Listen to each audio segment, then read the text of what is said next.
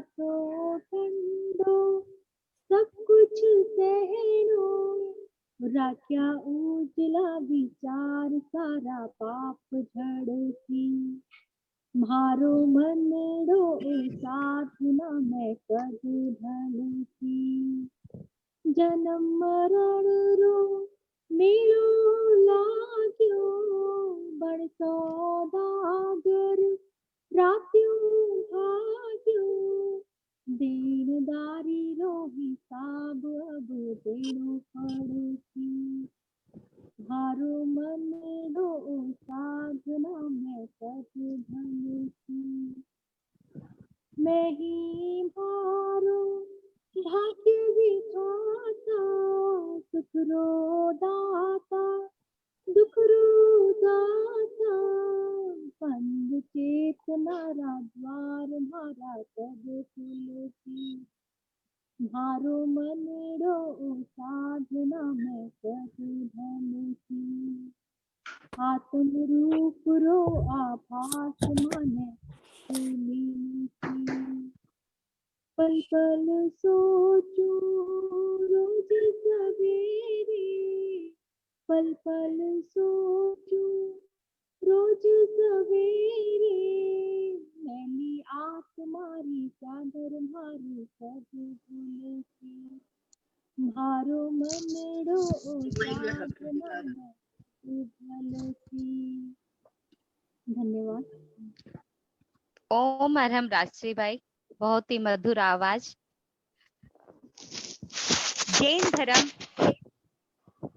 जैन धर्म आत्म मुक्ति का मार्ग है। भगवान महावीर के शब्दों में मुक्ति के दो उपाय हैं, ज्ञान और चारित्र। इन दोनों की आराधना करके जीव दुखों से मुक्त हो सकता है। अनम्यूट कीजिए। जिसमें प्रथम उपाय है ज्ञान। तो आज हमारी इस गोष्ठी में हम कुछ विशेष ज्ञान का अर्जन करेंगे। उससे पहले मेरा निवेदन अध्यक्षा जी शीलाबाई नाटा से कि वे अध्यक्षीय भाव व्यक्त करें। शीलाबाई।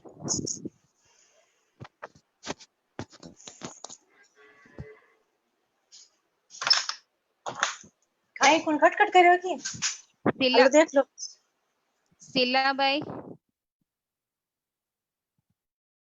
शीलाबाई को अनम्यूट किया हुआ है क्या?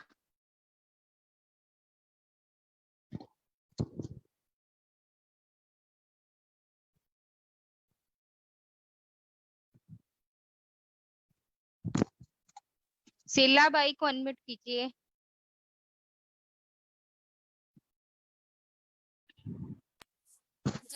लक्ष्मी को को-होस्ट बनाओ, लक्ष्मी और शीला आंटी को।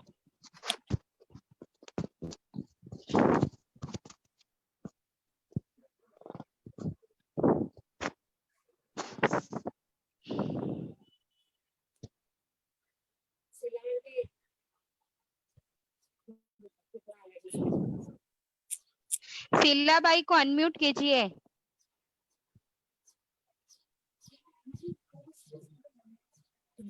मेरा निवेदन श्रीमती शीलाबाई से अध्यक्षीय वक्तव्य के साथ।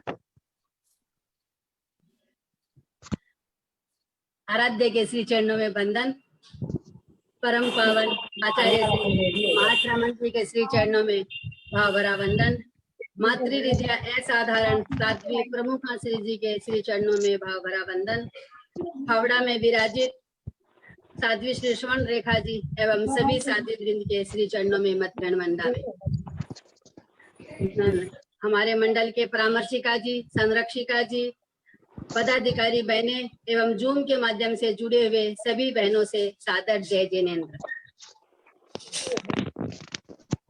आज बुधवार को प्रत्येक बुधवार को हमारी गोष्ठी होती है, उसी में आज हमारी ये गोष्ठी का आयोजन और आज हमारी गोष्ठी का विषय है पाप का प्रायश्चित और पाप का अभिमान।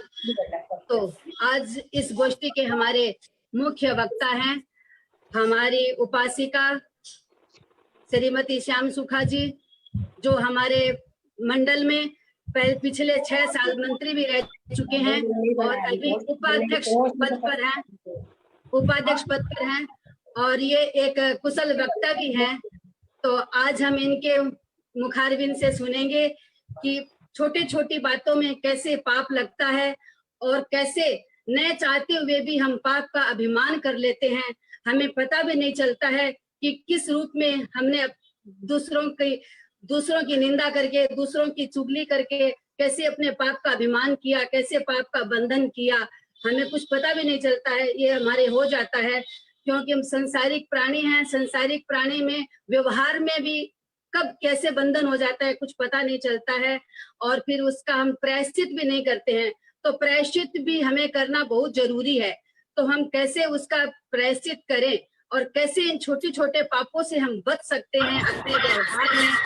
तो आज इस मेन विषय पर जो हमारा एक व्यवहारिक विषय है ये इतना सुंदर विषय आज सरिताबाई ने लिया है। तो मैं सरिताबाई से कहूंगी कि आज आप हम सबको छोटी छोटी बातों की जानकारी देकर बताएं कि हम कैसे अपने व्यवहारिक जीवन में पापों से बच सकते हैं। तो ज्यादा मैं और कुछ नहीं कहूंगी। इसी के साथ हम ज्यादा सरिताबाई को ही सुनेंगे। ओम अरहम।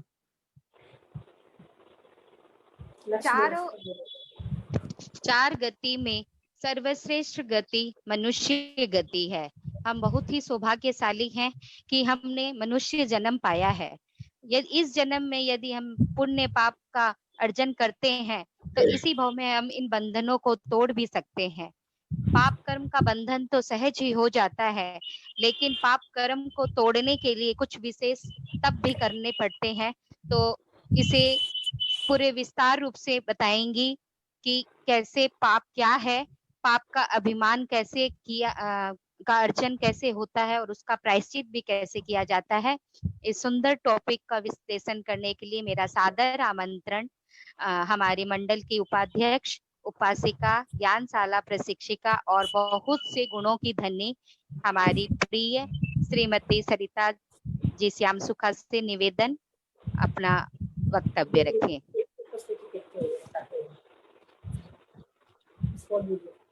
आराध्य के श्री चरणों में भाव भरा बंदन। मेरे सघन आस्था के केंद्र परम पावन आचार्य श्री महाश्रमण जी के चरणों में कोटि सह नमन। समस्त चारित्र आत्माओं के चरणों में भक्ति भरा नमन।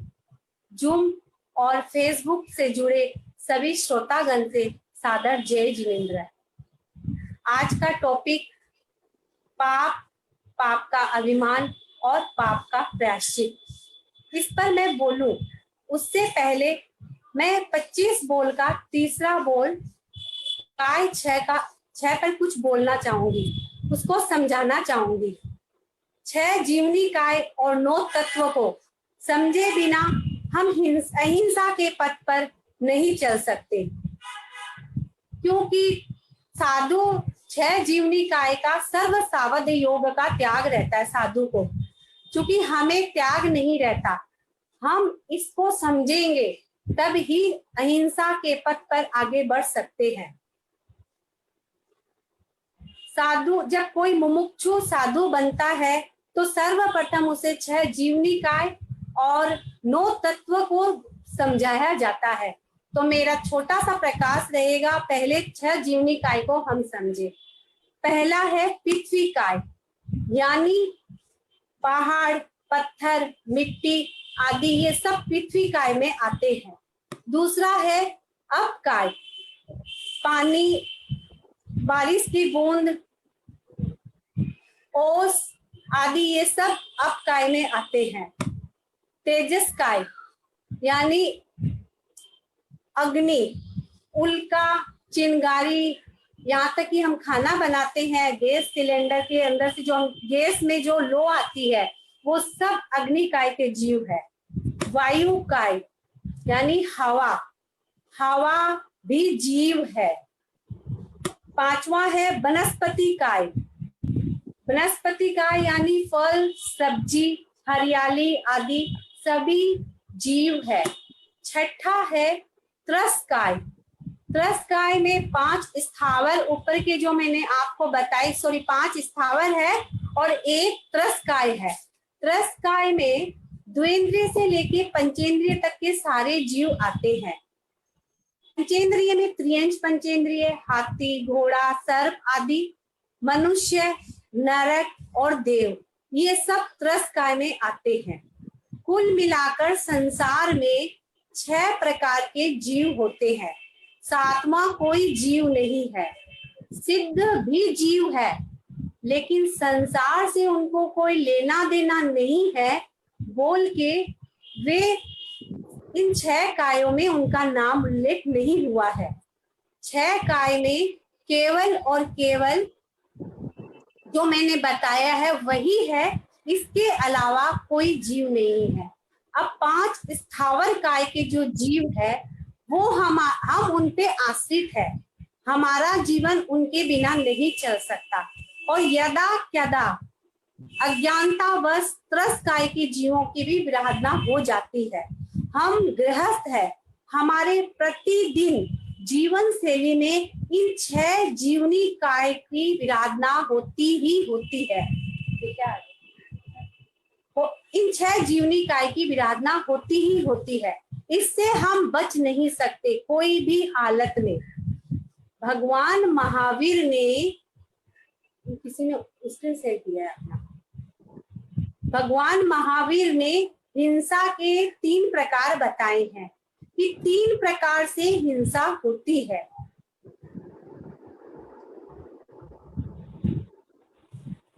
मेरी रिक्वेस्ट है कि डिवाइस के साथ छेड़छाड़ न करें।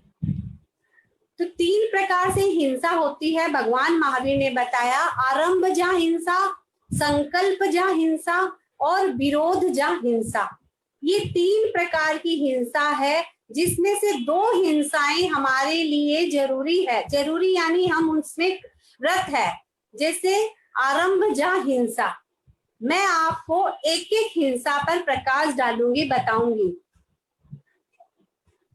जैसे आरंभ जा हिंसा है, इसको समझाने के लिए मैं आपको एक एक टॉपिक पर बताऊंगी कि ये हम हमारे जीवन में प्रतिदिन आरंभ जा हिंसा करते हैं। जैसे हम खाना बनाते हैं, खाना बनाना हमारे लिए जरूरी है, खाना बनाना ही हमको पड़ेगा, तो खाना बनाते हैं, ये हमारी आरंभ जा हिंसा है। सब्जी सुधारना, सब्जी हम सुधारते हैं, वनस्पति कायों की हिंसा होती है, तो ये भी आरंभ जा हिंसा है, क्योंकि वनस्पति के बिना हमारा जीवन नहीं चल सकता।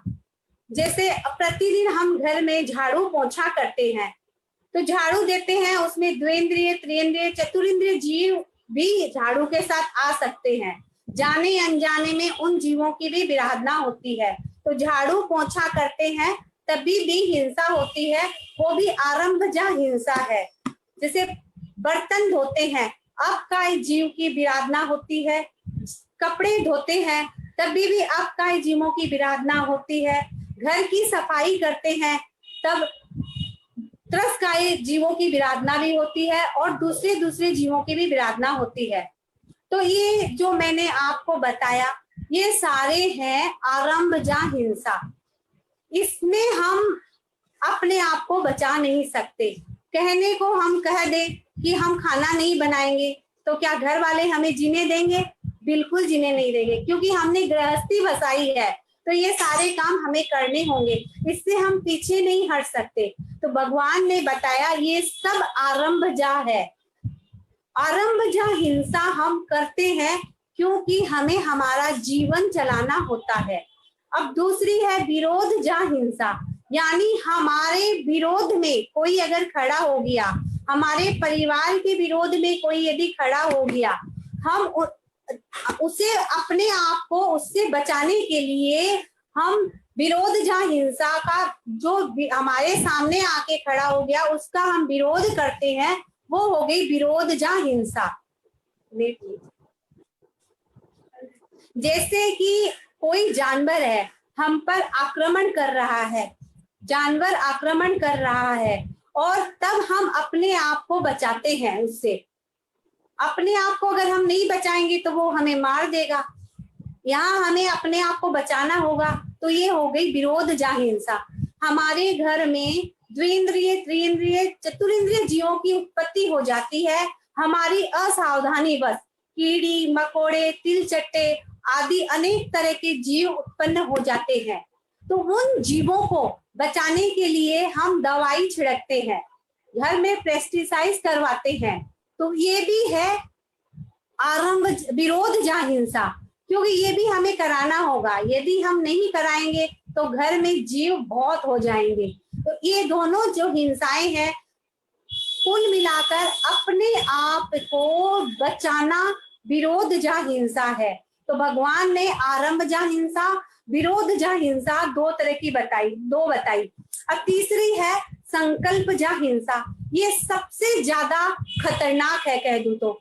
निकाचित कर्मों का बंधन भी इस संकल्प जा हिंसा से बंधता है, क्योंकि हम संकल्पित होके एक सामने वाले का वध करते हैं कि संकल्प हो कर दे, क्योंकि ये हमारी अनिवार्य नहीं है। आरंभ जा हिंसा हमारी अनिवार्य है, विरोध जा हिंसा हमारे लिए अनिवार्य हो सकती है स्वयं की और परिवार की रक्षा के लिए, लेकिन संकल्प जा हिंसा अनिवार्य नहीं है। जैसे कई बार हमारा झगड़ा हो जाता है, किसी से झगड़ा हो जाता है तो हम क्या कहते हैं कि मैं तुम्हें जिंदा नहीं छोड़ूंगा। हम नहीं भी कहते हो, क्योंकि हम में थोड़ा सा हमारे अंदर ऐसा लगता है धर्म उतरा हुआ है, तो हम ये न भी कहे कि मैं तुझे जिंदा नहीं छोड़ूंगा, लेकिन अक्सर लोग ये कह देते हैं कि मैं तुझे जिंदा नहीं छोड़ूंगा, जान से मार दूंगा, आदि आदि इस तरह के शब्द का उच्चारण करता है। तो ये जो है ये संकल्प जा हिंसा है। इसमें वचन योग की हिंसा होती है। हम काय से भले ही मत मारे, कोशिश करे ना करे, लेकिन हमने वचन से कह दिया। जैन धर्म भावना प्रधान धर्म है। हमारा भाव जैसा है, यदि भाव मलिन है तो हमारे कर्म भी वैसे ही बंधेंगे। तो ऐसे शब्दों का प्रयोग कभी नहीं करना चाहिए। या फिर हम ऐसा कह देते हैं कई बार कि मैं तुझे जिंदगी भर माफ नहीं करूंगा। ये भी सही नहीं है, क्योंकि भगवान ने कहा है किसी के साथ बैर हो जाता है, झगड़ा हो जाता है, तो कहना ऐसा कभी नहीं कहना चाहिए। उससे उसी दिन क्षमा याचना कर लेनी चाहिए। उस दिन ना करे तो पाक्षिक प्रतिक्रमण करके कर ले। पाक्षिक प्रतिक्रमण ना कर नहीं करते हैं तो चातुर्मासिक पक्षी में कर ले, और चातुर्मासी में भी नहीं कर सकते तो फिर समस्वरी का प्रतिक्रमण करके विधि पूर्वक खमत खावना करना ही चाहिए। अगर तब भी नहीं करते हैं तब हमारे ऊपर कष्ट क्वेश्चन मार्क लग जाता है कि हम में सम्यक्त्व है या नहीं। क्योंकि यदि हम कहते हैं मैं जिंदगी भर माफ नहीं करूंगा, तो इसका मतलब क्या हुआ कि समस्वरी भी चली गई और हम वहीं आगे अटके हुए रह गए। हम आगे नहीं बढ़े। हमको सब कुछ भुलाकर आगे बढ़ना है। आगे बढ़ेंगे तब ही हम अपने लक्ष्य तक पहुंच सकेंगे। और लक्ष्य तक कब पहुंच सकते हैं? आचार्य भिक्षु ने अनुकंपा की चौपाई में कहा है कि मित्री सु मित्री पनो चलियो जावे, बेरी सु बेरी पनियो चलियो जावे। यानी अर्थात मित्र के साथ मित्रता का अनुबंध और शत्रु से शत्रुता का अनुबंध चलता रहता है। उदाहरण के लिए इतिहास में अनेक घटनाएं हैं, एक नहीं अनेक घटनाएं हैं। और हम भगवान पार्श्व के जीवन को देखें, कर्मठ ने किस प्रकार भगवान को कष्ट दिया। 10 भवों तक भगवान को कष्ट देता रहा, क्योंकि बेरानुबंध था। बेर का अनुबंध कर लिया, बेर का अनुबंध 10 भवों तक साथ में चला। भगवान पार्श्व का जीव ने समभाव से सब कुछ सहा, लेकिन कमठ ने अपने बदले की भावना से हर बार उनको कष्ट दिया।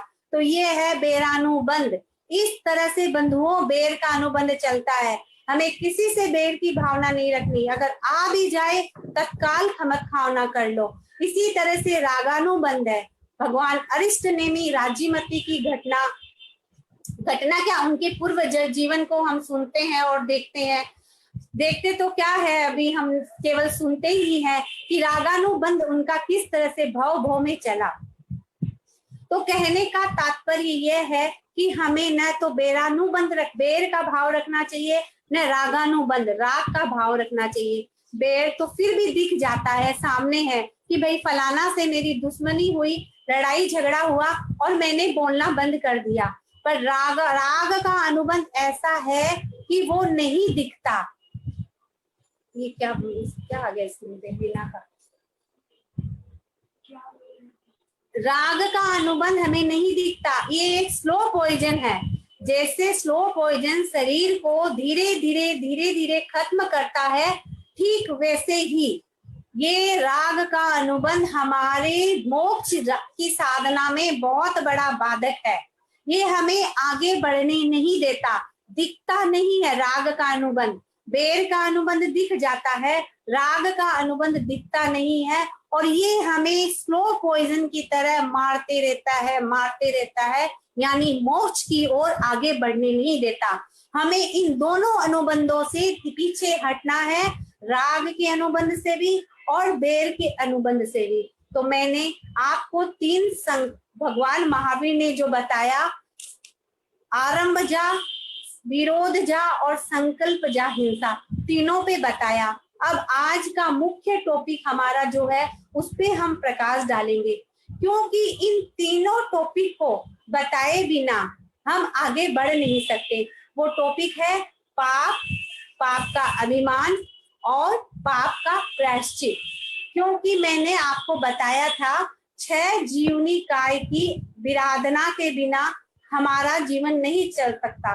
मुख्यतया 5 स्थावर काय की जीव की, पृथ्वी काय, अप काय, तेजस काय, वायु काय, वनस्पति काय। ये 5 स्थावर काय के जीव पर हमारा जीवन आधारित है। तो ये 5 जीवनी काय की हम विराधना करते हैं, मतलब कि हम पाप करते हैं। क्योंकि पाप, ये बात बंधुओं साफ समझ ले कि पाप में, हिंसा में 3 काल में धर्म नहीं है। जहां हिंसा है वहां अधर्म है, जहां अहिंसा है वहां धर्म है। तो हम जब हिंसा कर रहे हैं 5 जीवनी काय की, स्थावर की, तो वहां धर्म कैसे होगा? वहां धर्म हो नहीं सकता। 24 घंटे 7 दिन हमारे 5 स्थावर काय की तो हिंसा होती ही रहती है, और त्रस्त जीवों की भी साथ साथ में विराधना होती है। चाहे वो खाना बनाने का कार्य हो, चाहे घर की सफाई हो, चाहे और भी कार्य हो। पुरुष, ये महिलाओं का है तो पुरुष बिजनेस करते हैं, ऑफिस जाते हैं, टैक्स की वो चोरी करते हैं। क्योंकि ऐसा हो नहीं सकता कि कोई कहे कि मैं टैक्स की चोरी नहीं करता। टैक्स की चोरी करता होगा, या शेयर मार्केट, जैसे पुरुष शेयर मार्केट, ज्यादातर आजकल महिलाएं भी करती है, लेकिन ज्यादातर पुरुष शेयर मार्केट, कई शेयर का काम भी करते हैं। तो एक बात उसमें भी बता दूं, क्योंकि हमारे ग्रुप में पुरुष भी जुड़े हुए हैं, कि शेयर भी अगर हम लेते हैं तो देख के ले कि वो मुर्गी पालन का तो नहीं है, शराब का तो नहीं है, मांस का तो नहीं है। यदि उस कंपनी का शेयर में हम अपना इन्वेस्ट करते हैं तो उस शेयर का मतलब क्या हो गया? हिस्सेदारी। तो रुपये में हिस्सेदारी है तो साथ में कर्म में भी हिस्सेदारी है, ये बात मान के चलिए। तो कभी भी शेयर खरीदो तो देख लो कि वो कंपनी सही है क्या। यदि हिंसा, प्रबल हिंसा जहां हो रही है, भगवान महावीर ने 15 कर्मादान बताए हैं, उन 15 कर्मादान से हम बचने का प्रयास करें। हमारे साथ मुझे खुशी हो रही है, मैं बीच में बोल रही हूँ, सूरज जी बरड़िया जुड़े हैं। मैंने एक निवेदन किया था छोटा सा उनको, क्योंकि आज जो मैं ये कर पा रही हूँ, बहुत बड़ा उनका सहयोग है मुझे इसमें।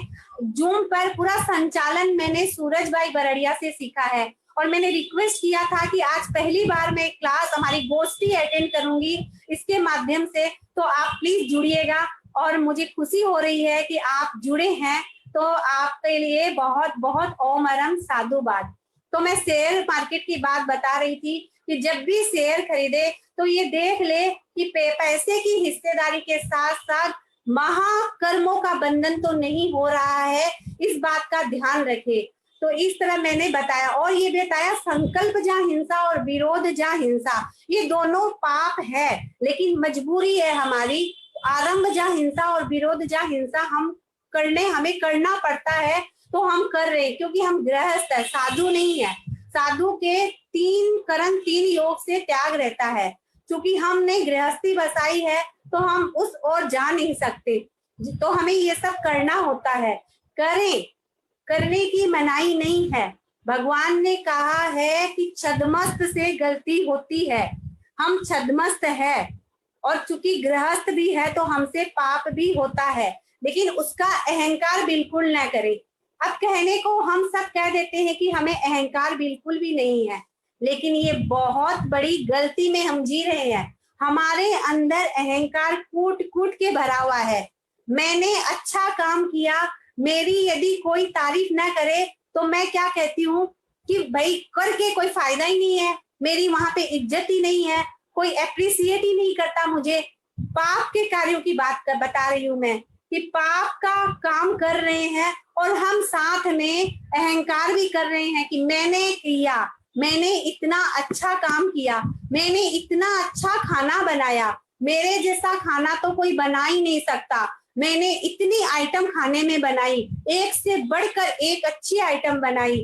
अंगुली चाटते रह गए लोग, अरे खाना बनाए हो खाने के लिए, अब आप इतनी अनुमोदना कर रहे हो, खाना बनाए, जितने में कर्म बंध नहीं हुए उतने आपने ये अनुमोदना करके कर्मों का बंधन कर लिया। अब जैसे सलाद है, सलाद को बंधारे, ठीक है सलाद खाना जरूरी है, आज के समय में सलाद जरूरी है, लेकिन अनावश्यक सजावट तो जरूरी नहीं है ना। अनावश्यक सजावट जरूरी इसलिए नहीं है, आजकल हम देखते हैं प्रचलन है कि अलग अलग जानवरों की सेब बना के सलाद को परोसा जाता है। जैन धर्म भावना प्रधान धर्म है, हम वो जानवर की जो बनाई हुई है सलाद जो बनी हुई है उसको हम खाते हैं, तो आप सोचिए कैसे हमारे भाव है। कहने को हम नहीं भी कहें, लेकिन खा तो वो रहे हैं ना, तो क्या ये जरूरी है?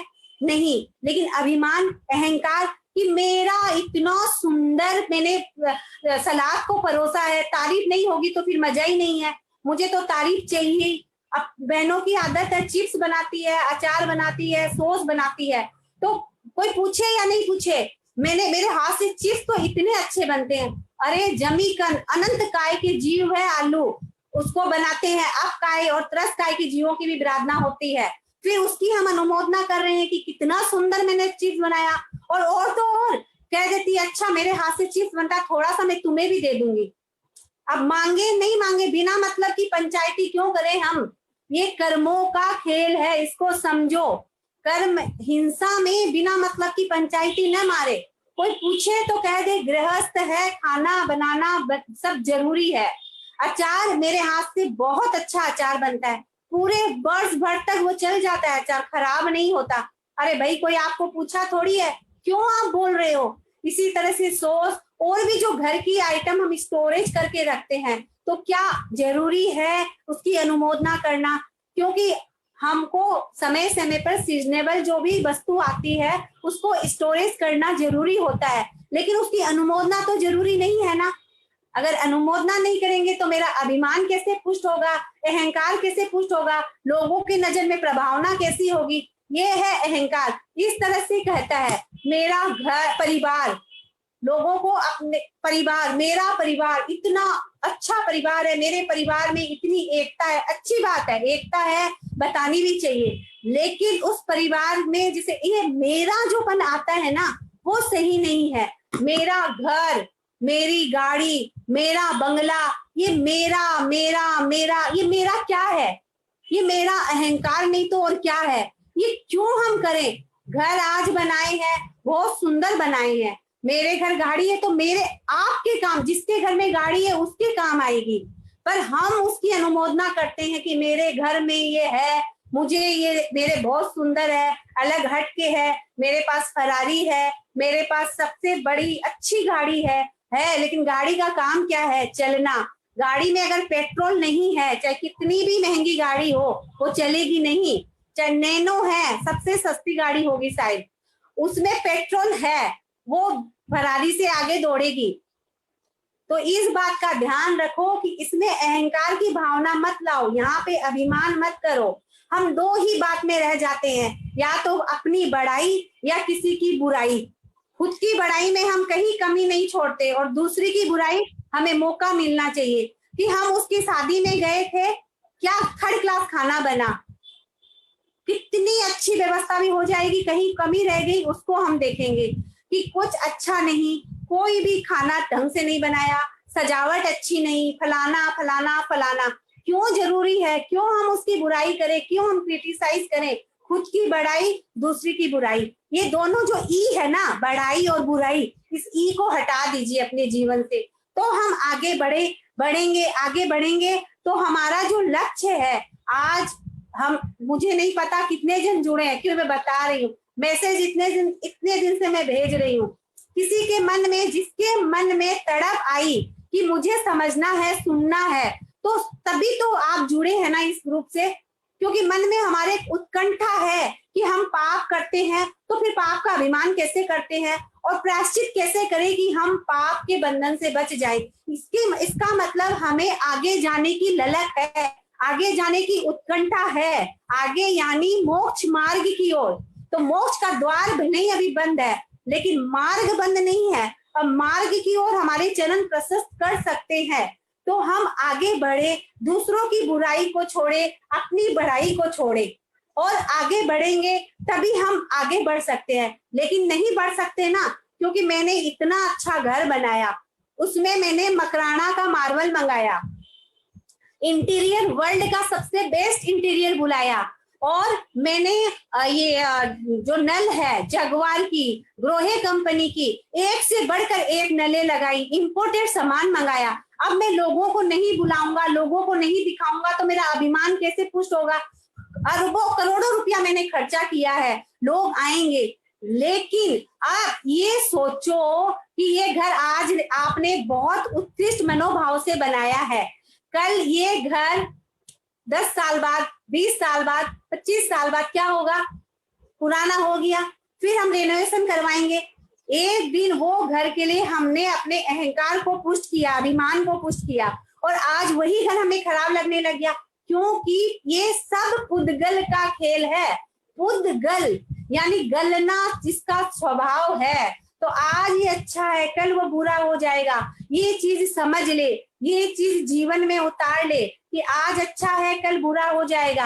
आज मैंने ये साड़ी लाई है सबसे अच्छे शोरूम से, एक्सपेंसिव है, कॉस्टली बहुत है, लेकिन कल क्या होगा? 5-7 बार पहनने के बाद ये साड़ी पुरानी हो जाएगी। तो जो चीज परिवर्तन होता है, उसके लिए हम अपने कर्मों को क्यों बंधन करें, क्यों उसमें अभिमान को पुष्ट करें अपने। और जैसे हम देखते हैं, कहीं हम घूमने जाते हैं, नेशनल हाईवे पे जाते हैं, तो हम क्या कहते हैं, कितना अच्छा रास्ता है, गाड़ी फर्राटे से चल रही है, इतना सुंदर रास्ता है। अरे बहनों, रास्ते की आप क्यों अनुमोदना कर रहे हो? न तो हमें उस रास्ते से लेना देना, न हमने बनाया, न हमको कुछ मिला, आपने अनुमोदना की। अब उसमें जितना भी आरंभ संभारंभ हुआ है, आपको उसका आपने अनुमोदना की, उसका आपको भी कष्ट, कर्मों का बंधन हुआ। जितने आपने अनुमोदना की, उतने ही आपके कर्मों के बंधन हुए। तो क्यों हम बिना अनावश्यक बोले? अनावश्यक क्यों बोले? रास्ता अच्छा है, मन में भाव आया, ठीक है भाई, पुद्गल है, अच्छा है, कल ये भी टूटेगा, एक जैसा तो रहेगा नहीं, वो रास्ता भी टूटेगा। अनावश्यक न बोले, न अनुमोदना करे। अनुमोदना करनी है तपस्या की करे, अनुमोदना करनी है स्वाध्याय की करे, अनुमोदना करनी है साधना की करो, किसी की अनुमोदना करनी है साधु साध्वी की जीवनचर्या की करे, जिससे हमारे कर्मों के हल्के होंगे। क्योंकि करना, कराना, अनुमोदन करना, तीनों में अगर आप हिंसा का अनुमोदना करते हैं तो आपके कर्म के बंधन है, अहिंसा की अनुमोदना करते हैं तो आपके निर्जरा होगी। तो सोचो, हम साधु नहीं है, साधना नहीं कर सकते, तप नहीं कर सकते, स्वाध्याय नहीं कर सकते, अनुमोदना तो कर ही सकते हैं ना। अनुमोदना करके अपने कर्मों का हल्का कर सकते हैं। न कि उसकी शादी इतनी लाजवाब थी, उसने सारे फ्लावर्स जो सच्चित होते हैं, वनस्पति काय के जीव है, इम्पोर्टेड है, मैंने वहां से मंगाया या हमने उससे कहा कि आप वहां से मंगा लो, नहीं। मैं एक बार गई थी यात्रा में, तो किसी ने कहा कि मेरे सासू जी को आदत है चक्कू लाके देने की लोगों को, कि उनका जहाँ पे घर है या पीहर है वहां पे चक्कू का किसी के काम है, तो बहुत धार वाला चक्कू होता है। मैंने कहा कितने कर्मों का बंधन हो रहा है। बोले कैसे होता है, चक्कू तो ला दिया। मैंने कहा देखो, किसी चीज को हम आगे बढ़ाते हैं, हम क्या कहते हैं, दलाली मिलती है, तो चक्कू ला के दिया आपने। अब चक्कू से जब वो सब्जी सुधारता है या जब वो पापकारी प्रवृत्ति करता है, कोई भी कार्य करो, सब्जी सुधारो आदि, तब उसका आपको मिलेगा। बहन तो कही मैं तो फिर नरक में जाऊंगी। मैंने कहा क्यों? बोला मैंने तो पूरे गांव को चक्कू ला के दे रखा है। मैंने कहा पश्चाताप की भावना लाओ और अब से ये बंद कर दो। जहां हिंसा का कार्य है वो काम बिल्कुल भी घर के लिए करो, वो हमारे जरूरी है, करना पड़ता है, लेकिन दूसरों के लिए मत करो।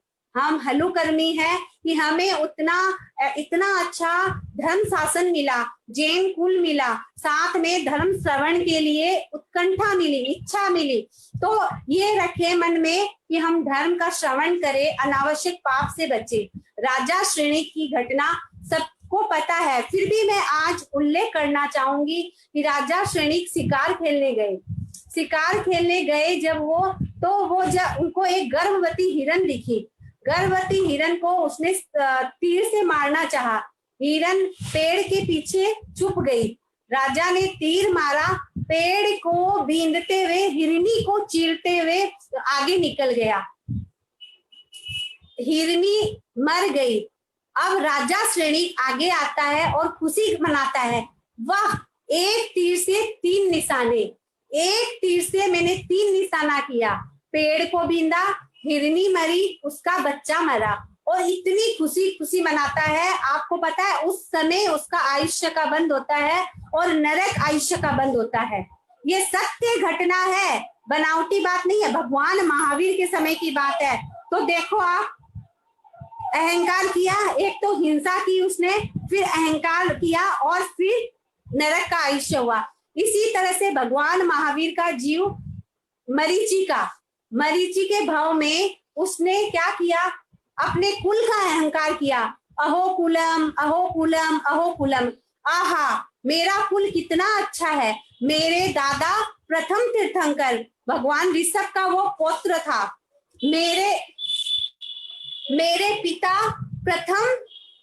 पिता प्रथम चक्रवर्ती, मैं अंतिम तीर्थंकर बनूंगा, मेरा कुल कितना उत्कृष्ट है, अहो कुलम, अहो कुलम। और इतिहास गवाह है, सबको पता है कि आज हम भगवान महावीर का प्रत्येक पर्युषण पर्व पे घटना सुनते हैं कि उन्होंने कितनी बार उनको नीच आयुष्य का बंद हुआ, नरक का बंद हुआ, त्रियंज का बंद हुआ, और यहाँ तक कि जब वो तीर्थंकर बनने वाले हैं उस भाव में भी उनको ब्राह्मण कुल में उनको गर्भ हुआ, गर्भ में गए वो ब्राह्मण कुल में।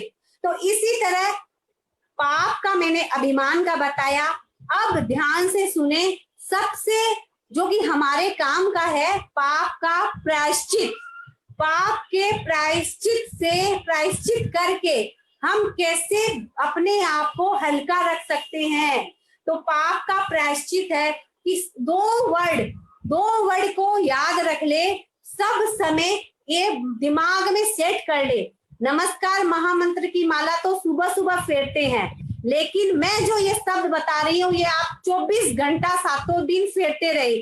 करना पड़ा, खाना बनाना पड़ा, सफाई करनी पड़ी, झाड़ू पोछा करना पड़ा, जो भी संसार का कार्य है करना पड़ा। मेरी मजबूरी है, मैं साधु नहीं बन सकती, मैंने गृहस्थ जीवन बसाया है, तो मुझे ये सारे कार्य करने पड़ रहे हैं।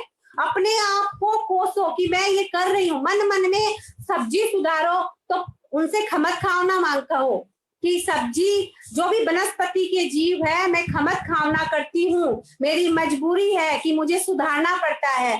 पानी का जब भी कोई कार्य हो तो खमत खावना करो अब काय के जीवों से।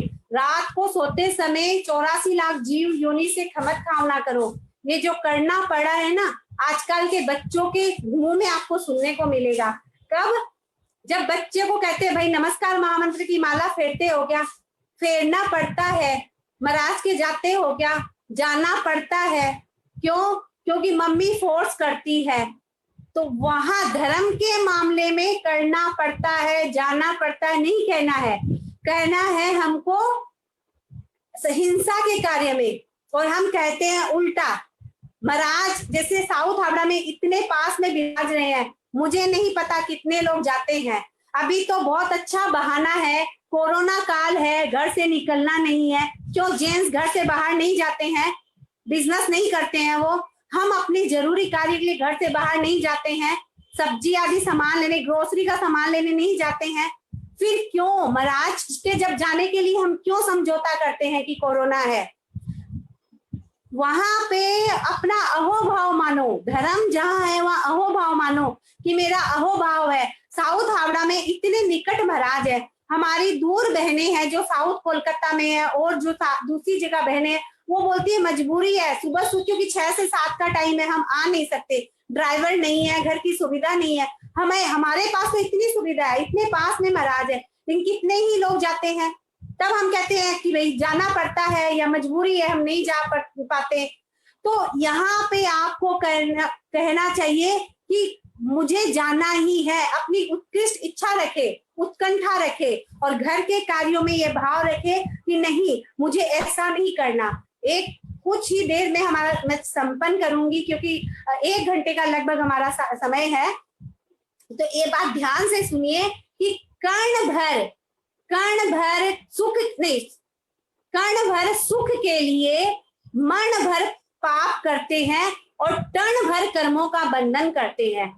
कर्ण भर सुख तो थोड़ा सा ही मिलता है।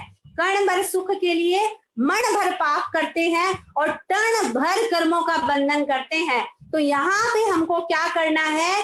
जब कर्ण भर सुख की इच्छा हो, उस समय क्षण भर आत्मा में चले जाएं, क्षण भर आत्मिक सुख में चले जाएं। तो हमारा जो ये कर्ण भर जो सुख है ना, पौद्गलिक सुख कर्ण भर, और क्षण भर जब आत्मा में चले जाएंगे तो वो जो क्षण भर सुख हमें मिलेगा, वहां पे हमारे कर्म भी क्षय होंगे, नए कर्म भी बंधन नहीं होंगे।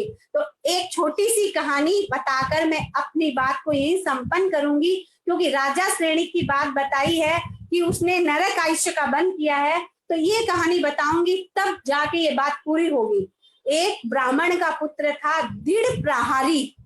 उसका नाम दृढ़ प्रहारी इसलिए पड़ा क्योंकि उसका प्रहार बहुत सटीक था। जिस पे भी वो प्रहार करता, किसी भी चीज से एकदम सही, जहां चाहता वहीं जाके लगता और वो व्यक्ति वहीं पे खत्म हो जाता। कहने को ब्राह्मण पुत्र था, लेकिन 7 ही व्यसन उसके अंदर थे। बचपन से चोरी सीख ली, नशा, जो 7 व्यसन उसमें थे। अब 7 व्यसन जब है तो बहुत सारा पैसा चाहिएगा। अब पैसा के लिए चोरी करना, क्योंकि सबसे सरल और बहुत सारा पैसा भी उसमें मिल जाता है उसको, तो उसने सबसे अच्छा और सरल रास्ता चुना। उसकी नजर में चोरी करना प्रारंभ किया, और जिसके घर में जहां चोरी करने जाता ना, वहां पे उसको कोई भी अगर विरोध करता, तुरंत उसको मार देता। उसकी आत्मा में कभी भी स्पंदन नहीं हुआ। हम सोच के भी मन में ये ले आते हैं कि एक कीड़ी भी मरती है ना तो आत्मा झंकृत होती है, लेकिन उस दृढ़ प्रहारी के कोई फर्क नहीं पड़ता। ऐसे करके गांव में प्राय कोई घर खाली नहीं रहा कि वो उस घर के कोई आदमी नहीं मरा हो। तो ऐसे करते करते एक बार वो एक ग्वाला के घर में गया। ये कहानी भी भगवान महावीर के समय की है, कि भगवान महावीर के समय की बात है। उस समय क्या था, जिसके पास सबसे ज्यादा गायें होती थी वो सबसे ज्यादा अमीर कहलाता था। तो वो एक ग्वाला के घर गया, बहुत सारी गायें थी। उसमें से एक गाय थी जो उनके बहुत प्रिय थी, उसको उन्होंने बच्चे की जैसे पाला था। तो ग्वाला के घर जब धन लूटने गया, ग्वालिन, ग्वाला, उसके बच्चे सबने विरोध किया। वो सबको धड़ाधड़ काटते गया, सब मर गए। और जो गाय थी जिसको उन्होंने पुत्री के जैसे पाला था, वो अपने बचाने के लिए आई मालिक को जब बचाने आई तो उसको तो मन में कुछ है ही नहीं ना। दृढ़ प्रहारी ने क्या किया, एक दाव से उसको भी मारा। और वो क्या हुआ, उसके पेट, गर्भवती थी, उसके पेट को चीरते हुए बछड़ा बाहर निकल गया। ऐसा हृदय विदारक दृश्य, चारों तरफ खून, इधर तड़पती हुई गाय, इधर छटपटाता हुआ बच्चा। आखिर दिल प्रहारी था तो वो भी इंसान। और कहते हैं कब क्या निमित्त मिले कि हृदय परिवर्तन हो जाता है व्यक्ति का। और उसने ये दृश्य दिखा, उसके आत्म प्रदेश प्रकंपित होने लगे, झंकृत होने लगे, और वो पश्चाताप के आंसू रोने लगा कि मैंने ये क्या कर रहा था, मैं इतने दिनों से इतनी हिंसा, इतने लोगों को मैंने हत्या की, इतने लोगों की मैंने हत्या की। और तो और इतना रोते रोते उसकी अवस्था खराब हो गई। और फिर वो पश्चाताप करता रहा, खाना पीना छोड़ दिया। लेकिन गांव के लोग प्रतिशोध में थे, क्योंकि हर कोई के घर का कोई ना कोई व्यक्ति को उसने मारा था। तो गांव के लोग उसको मारते, कोई इसको पत्थर मारता, कोई इसको चाबुक मारता, अलग अलग तरह से कष्ट देता। लेकिन उसने समभाव से सहन करना सीख लिया था, क्योंकि वो पश्चाताप के आंसू रो रहा था। कहते हैं कि जिसने, हमारा एक हम कहावत प्राय सुनते हैं कि सुबह का भूला यदि शाम को घर लौट आए तो वो भूला नहीं कहलाता। तो यदि उसने क्या किया, इतना पश्चाताप किया कि गांव वाले लोगों का हृदय भी पिघल गया। गांव वाले लोग भी कहने लगे कि इसने जो पाप किया, लेकिन आज ये पश्चाताप के आंसू रो रहा है। अब उन्होंने उसके कष्ट देना छोड़ दिया। उसने देखो उस भाव में कर्म का भयंकर बंधन किया और पश्चाताप करके उसी भाव में कर्मों को काट लिया। और आपको बताऊं, वो मोक्ष चला गया। आप सोचिए, आप इतने, हम लोग क्रूर कर्मा तो है ही नहीं। बंद हो गया।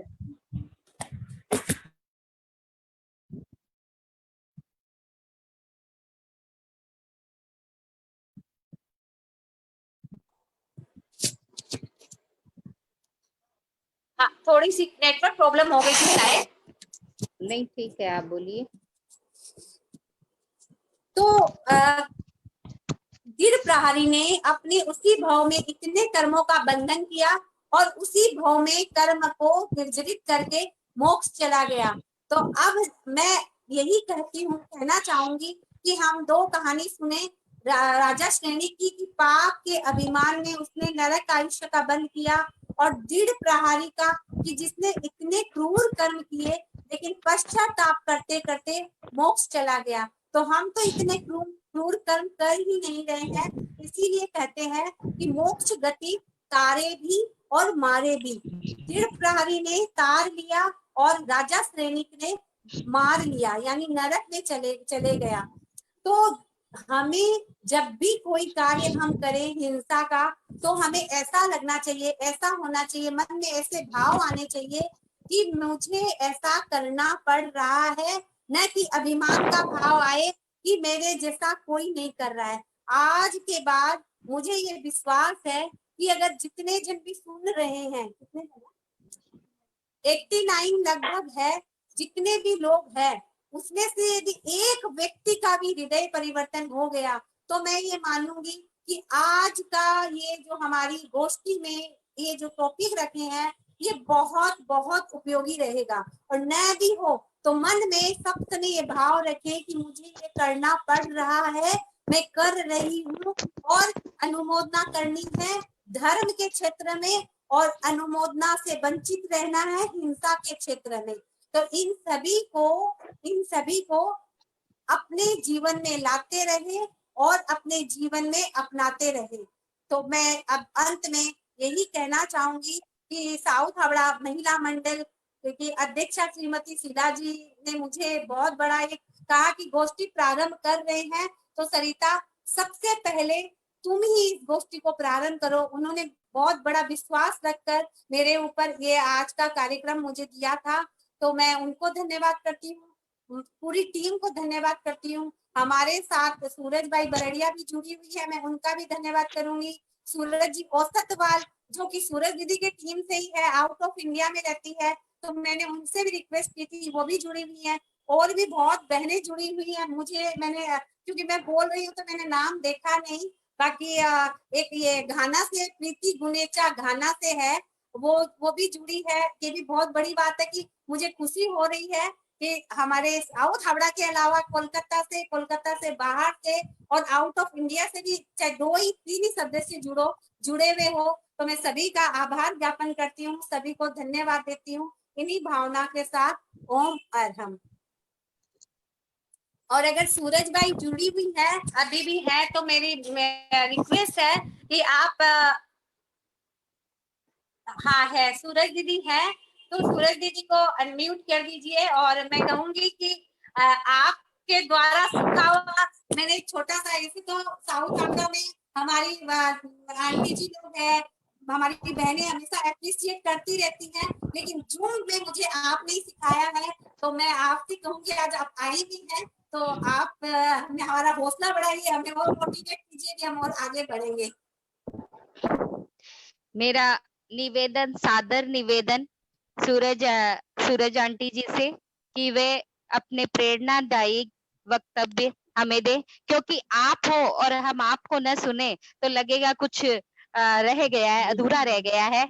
हाँ, तो मैं सूरज आंटी जी से निवेदन करूंगी कि वे कृपया हमें प्रेरणा पाते दे। सूरज दीदी को अनम्यूट कीजिए।